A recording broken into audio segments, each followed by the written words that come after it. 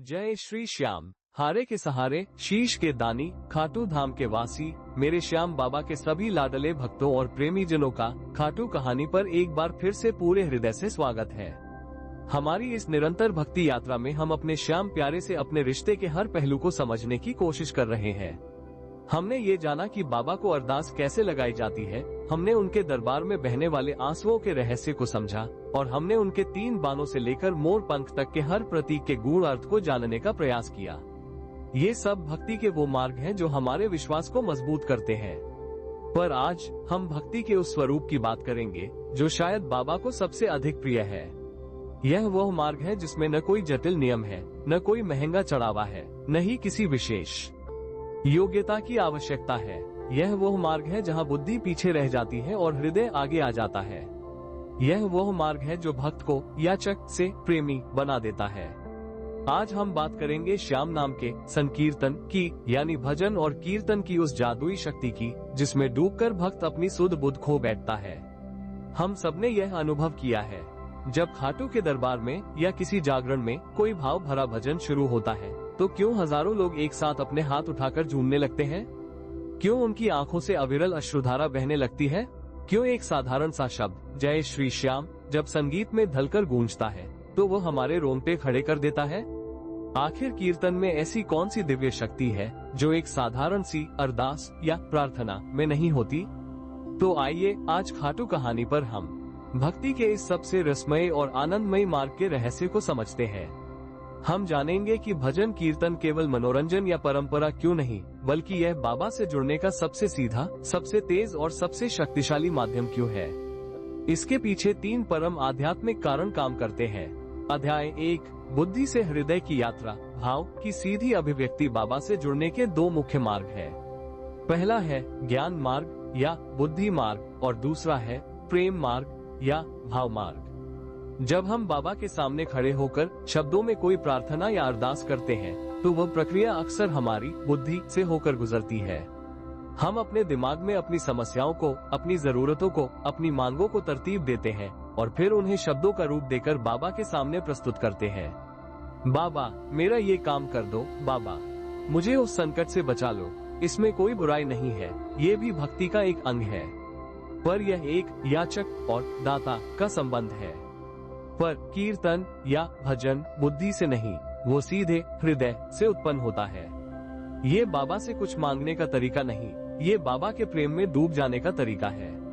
हमारा श्याम भाव का भूखा है, शब्दों का नहीं। वह आपकी सुंदर प्रार्थनाओं से उतना प्रसन्न नहीं होता जितना आपके एक सच्चे भाव से प्रसन्न होता है।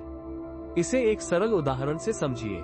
जब आप किसी बड़े अधिकारी के पास कोई काम लेकर जाते हैं तो आप एक लिखित आवेदन या अरदास देते हैं जिसमें सब कुछ साफ साफ लिखा होता है। पर जब आप अपने पिता के पास, जो आपसे असीम प्रेम करते हैं, उनके पास जाते हैं तो आप आवेदन नहीं देते। आप या तो उनके गले लग जाते हैं या बस उनके पास बैठकर कोई गीत गुनगुनाने लगते हैं। कीर्तन बाबा के दरबार में एक आवेदन नहीं, बल्कि अपने पिता के गले लगने जैसा है। जब आप गाते हैं, मेरा आपकी कृपा से सब काम हो रहा है, तो आप मांग नहीं रहे, आप उस कृपा को महसूस कर रहे होते हैं। जब आप गाते हैं, सांवली सूरत पे मोहन दिल दीवाना हो गया, तो आप उनके स्वरूप की पूजा कर रहे होते हैं। कीर्तन वह भाषा है जिसमें मांग शून्य हो जाती है और प्रेम अनंत हो जाता है। और जहाँ मांग नहीं, केवल प्रेम है, वहाँ बाबा स्वयं आकर बैठ जाते हैं। ये भक्ति का वो स्तर है जहाँ भक्त नहीं रहता, वो प्रेमी बन जाता है और बाबा भगवान नहीं रहते, वे उसके श्याम प्यारे बन जाते हैं। अध्याय 2, शब्द ब्रह्म का विज्ञान, आत्मा और वातावरण की शुद्धि। कीर्तन का दूसरा रहस्य उसके पीछे छिपे ध्वनि के विज्ञान में है। हमारे शास्त्र कहते हैं शब्द ब्रह्म है। ध्वनि ऊर्जा का सबसे शक्तिशाली स्वरूप है। हर शब्द जो हम बोलते हैं वो इस ब्रह्मांड में एक विशेष प्रकार का कंपन, वाइब्रेशन पैदा करता है। जब हम दुनियावी बातें करते हैं, निंदा करते हैं या क्रोध करते हैं तो हम अपने चारों ओर एक नकारात्मक और अशांत ऊर्जा क्षेत्र का निर्माण करते हैं जो हमारे मन को और भी अशांत कर देता है।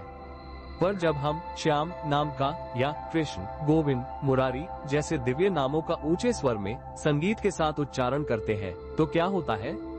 यह कोई साधारण शब्द नहीं है, ये सिद्ध मंत्र है। इन नामों में युगों युगों की संचित आध्यात्मिक ऊर्जा छिपी है।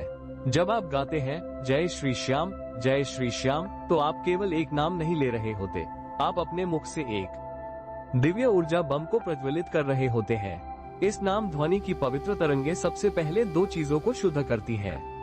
पहला, आपके आसपास का वातावरण। कहते हैं जिस स्थान पर हरि कीर्तन होता है वहाँ मीलों तक का वातावरण शुद्ध और सकारात्मक हो जाता है और वहाँ मौजूद हर जीव जंतु, पेड़ पौधे पर उसका कल्याणकारी प्रभाव पड़ता है। और दूसरा और सबसे महत्वपूर्ण, ये ध्वनि आपके चित्त की शुद्धि करती है। हमारा मन एक अशांत सरोवर की तरह है जिसमें हजारों विचार, चिंताएं और भय की लहरें उठती रहती है। श्याम नाम का कीर्तन उस सरोवर में फेंके गए उस दिव्य पत्थर की तरह है जो प्रेम की तरंगे पैदा करता है और बाकी सभी नकारात्मक तरंगों को शांत कर देता है। जब आप कीर्तन में डूबते हैं तो आपका चंचल मन धीरे धीरे शांत होने लगता है, आपकी चिंताएं विलीन होने लगती हैं और आपका हृदय एक निर्मल दर्पण की तरह साफ हो जाता है जिसमें आप बाबा के स्वरूप का स्पष्ट प्रतिबिंब देख सकते हैं। कीर्तन केवल एक गीत नहीं, यह एक सक्रिय ध्यान, डायनामिक मेडिटेशन है। यह आपकी आत्मा का स्नान है। अध्याय 3, मैं का विसर्जन, परमानंद और पूर्ण समर्पण। कीर्तन का तीसरा और सबसे ऊंचा रहस्य है अहंकार का विसर्जन और परमानंद की प्राप्ति। यह वो अवस्था है जिसके लिए बड़े बड़े योगी हजारों वर्ष तपस्या करते हैं। वो अवस्था एक श्याम प्रेमी को कीर्तन में नाचते गाते सहज ही प्राप्त हो जाती है। जब एक भक्त कीर्तन में डूबना शुरू करता है तो क्या होता है? शुरुआत में वो थोड़ा झिझकता है, मैं कैसे नाचूं? मेरी आवाज अच्छी नहीं है, लोग क्या कहेंगे? ये सब विचार उसके अहंकार या मैं से आते हैं। पर जैसे जैसे श्याम नाम का रस उस पर चढ़ने लगता है वो सब कुछ भूलने लगता है। वो ये भूल जाता है कि वो एक बड़ा व्यापारी है या एक बड़ा अफसर है या एक साधारण मजदूर है। वो ये भूल जाता है कि उसे कोई दुख है या कोई चिंता है।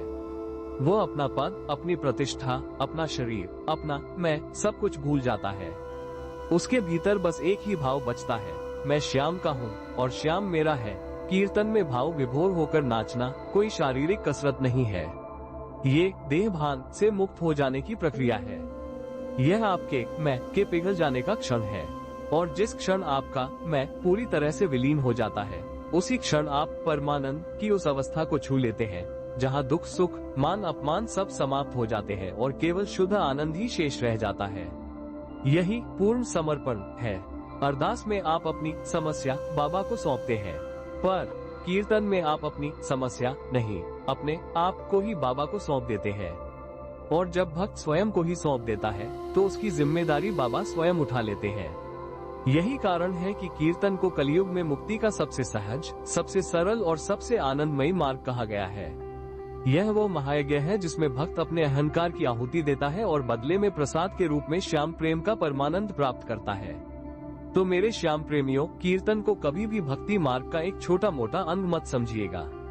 ये संपूर्ण मार्ग है, ये बुद्धि से हृदय की यात्रा है, यह आत्मा को शुद्ध करने का विज्ञान है और यह अहंकार को गलाकर परमानंद में विलीन हो जाने की दिव्य प्रक्रिया है। इसलिए जब भी आपको अवसर मिले श्याम नाम का कीर्तन करें। इस बात की चिंता न करें कि आपकी आवाज सुरीली है या नहीं, क्योंकि बाबा आपकी आवाज नहीं, आपके हृदय की पुकार सुनते हैं। झूमकर नाचें, क्योंकि उस क्षण आप दुनिया को नहीं, अपने श्याम को रिझा रहे होते हैं। यदि आप भी श्याम नाम के इस पवित्र कीर्तन की शक्ति पर अटूट विश्वास रखते हैं तो अपने भावों को शब्दों में पिरोकर कमेंट्स में लिखिए, मेरा कीर्तन, मेरे श्याम, और इस नाम रस की गंगा को हर भक्त तक पहुंचाने में हमारी सहायता करें। श्याम भक्ति की इस रसमय यात्रा में हमारे साथ बने रहने के लिए खाटू कहानी से जुड़े रहें। बोलिए श्याम नाम की जय, बोलिए हरे के सहारे की जय।